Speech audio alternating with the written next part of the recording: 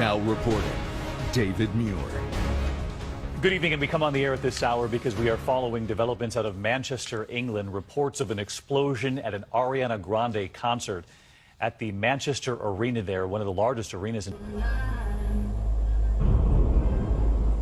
That is the audio right there. It's believed the explosion occurred at the end of the Ariana Grande concert.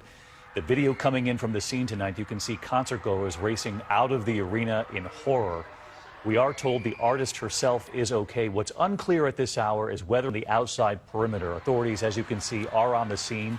In fact, police had tweeted out before we got these images that they were responding early on to some sort of an explosion.